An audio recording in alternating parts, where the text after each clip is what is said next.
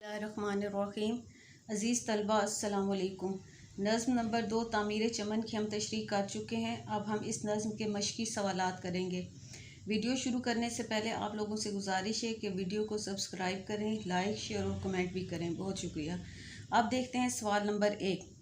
सवाल नंबर 1 है, शायर ने नज़्म के पहले शेर में किस काम की तरगीब दी है? पहला शेर था आपका, जिस तरह मुमकिन हो तामीर चमन करते रहो, काम अपना ए मुहिबाने वतन करते रहो। अब पेपर में भी आपका शेर लिखा हुआ होगा और फिर नीचे सवाल होगा। तो इस नज़्म में शायर जो है वो पहले शेर में अपनी कौम से मुखातिब है और कह रहा है, ए वतन से मोहब्बत करने वालों, जिस तरह भी मुमकिन हो वतन यानी पाकिस्तान की तामीर व तरक्की में अपना किरदार अदा करते रहो। वतन की हिफाजत और तामीर व तरक्की के लिए पूरी ईमानदारी और ज़िम्मेदारी और सच्चाई से काम करो। इसी सूरत में वतन की तामीर मुमकिन है। अब आपने चूँकि शेर नंबर 1 की तशरीह याद की हुई है तो आपके लिए इसका जवाब लिखना मुश्किल नहीं होगा। जिन बच्चों को भी तशरीह आती है वो जवाब जो है वो खुद से भी लिख सकते हैं। अब सवाल नंबर 2 देखें। शायर ने आंधियों और बगोलों से बचने का क्या तरीका बताया है? अब ये आपका जो शेर नंबर 4 था, आंधियों का क्या भरोसा क्या बगोलों का यकीन, रोज़ ऊंची अपनी दीवारें चमन करते रहो। ये सवाल नंबर 2 शेर नंबर 4 में से लिया गया है। इसमें शायर कहता है कि जिस तरह आंधी और तूफ़ान चमन को बर्बाद कर देते हैं। चमन क्या होता है? बाग। कि जब कोई आंधी या तूफ़ान आता है तो बाग के पौधे वगैरह और फल फूल ख़राब हो जाते हैं। इसी तरह जो नागहानी मुसीबतें हैं, नागहानी मुसीबतें कौन होती हैं? जो अचानक आ जाती हैं अल्लाह ताला की तरफ से, जैसे सैलाब हो गया, ज़लज़ला हो गया। तो वो कहते हैं कि इसी तरह नागहानी मुसीबतें और अंदरूनी और बैरूनी दुश्मन वतन को नुकसान पहुंचा सकते हैं। इसलिए बाग की दीवार को बुलंद और मजबूत करके उसे तबाही से बचाया जा सकता है। यहाँ बाग से मुराद क्या है? वतन हमारा पाकिस्तान।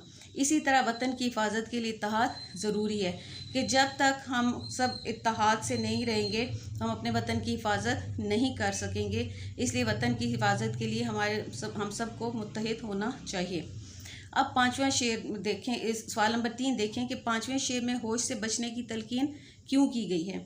इसमें अब शायर कहता है कि हुब्बुल वतनी का दावा यानी वतन से मोहब्बत का दावा उस वक्त तक महज दावा ही रहेगा जब तक वतन की तरक्की में हमारा जुनून सबको नज़र ना आने लग जाए। और वह जुनून इस मुल्क की जुनून मतलब पागलपन की हद तक हमें अपने वतन से मोहब्बत होनी चाहिए और उसकी तामीर और तरक्की में हमने अपना किरदार अदा करना चाहिए। और वो जुनून इस मुल्क की तामीर व तरक्की और खुशहाली है। वतन की मोहब्बत के मामले में होशो अक्ल और तावील से काम लेना हुब्बे वतन के मुनाफी अमल है। अब शेर नंबर 4 देखें। गम नसीबों को शरीके अंजमन करने से क्या फ़ायदा होगा? अब शेर नंबर जो है गम नसीबों वाला के देखें, जब किसी कौम के अफराद मिलकर अपनी हालत बदलने पर रज़ामंद हों तो कोई ताकत उन्हें उनके मकसद के असूल से रोक नहीं सकती। कोई भी फ़र्द चाहे वो किसी मज़हब, मसलक और मिल्लत से ताल्लुक़ रखता हो, उसके दुख और परेशानी को अपना दुख और परेशानी समझकर दूर करने की कोशिश की जाए।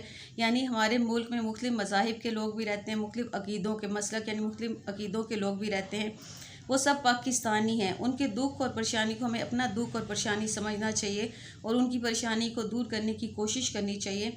कौमी तरक्की में हमें पीछे नहीं रहना चाहिए। इसी से एक मजबूत कौम वजूद में आएगी। अब देखें सवाल नंबर 5। इंतशार से किस तरह महफूज रहा जा सकता है? यह आपका शेर नंबर 7 था। इंतशार एक पेशनामा है ज़वाले मुल्क का, इत्तेहादे कौमों मिल्लत का जतन करते रहो। अब इंतशार क्या होता है? ना इत्तफाक़ी और इंतशार किसी भी ग्रोह या कौम की बर्बादी का पेश खैमा बन जाते हैं यानी सबब बनते हैं। किसी भी कौम या ग्रोह की तरक्की के लिए ज़रूरी है कि इनमें आपस में इत्तफ़ाक़ हो। इत्तफ़ाक़ की बरक़ात इस कदर हैं कि उनका शुमार मिलाना मुमकिन नहीं। वतन की तरक्की और हिफाजत इत्तेहाद में ही पोशीदा है। अब शेर नंबर 6 देखें। शायर ने किस बात को दोस्ती का नाम दिया है? ये जो आपका आखिरी शेर है, दोस्ती एहसान दानिश कुछ नहीं इसके सिवा, ज़िंदगी भर एतराफ़े हुस्ने ज़न करते रहो।